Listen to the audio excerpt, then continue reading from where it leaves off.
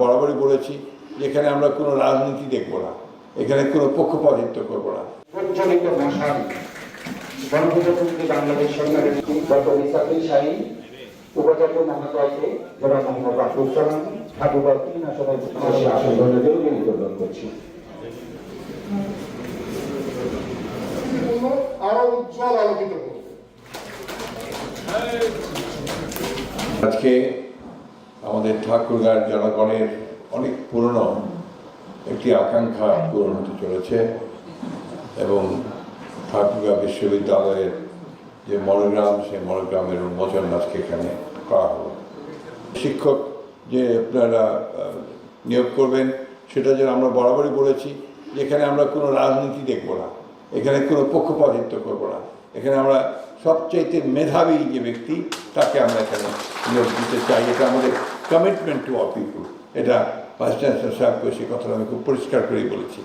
এখানে আমরা শিক্ষকের ক্ষেত্রে আমরা কোনো রকমের কোনো কিছু করতে চাই না। অতীতে অনেক সাফার করেছি আমরা, আমাদের শহীদুজ্জামানকে নিয়ে আমি সাফার করেছি।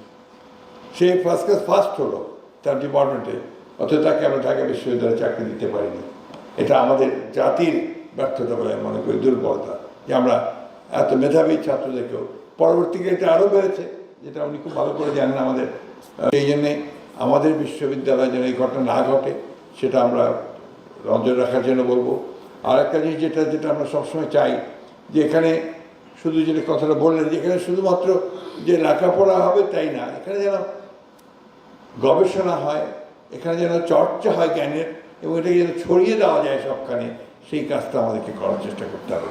আমি নিজে একজন শিক্ষক মানুষ ছিলাম, আমার শুরুটা শিক্ষকতা দিয়ে, এবং আমার এখনও মনে হয় আমাকে যদি কেউ জিজ্ঞেস করে যে তোমার, আমি অনেকগুলো পেশায় ছিলাম, কোন পেশাটা তুমি সবচেয়ে এনজয়, আমি সরাসরি বলবো যে আমি শিক্ষকতাই সবচেয়ে বেশি এনজয় করেছি। কারণ আমার কাছে মনে হয়েছে যে এর চেয়ে ভালো জায়গা হতে পারে না যে নিজের চিন্তাগুলোকে ডিসেমিনেট করা একটা ইয়াং পিপুলের কাছে, যারা এটাকে আবার ছড়িয়ে দিতে পারবে। এই জন্যই আমার কাছে মনে হয় যে এই পেশাটাই সবচেয়ে ভালো পেশা। সেই বিষয়ে আমরা এখানে আমাদের ঠিক যেটা আপনার খুব বড় ইন্ডাস্ট্রি নেই, বড় ব্যবসা বাণিজ্য নেই, আমাদের মানুষ খুব দরিদ্র বটে, কিন্তু এটা একটা শিক্ষার জন্য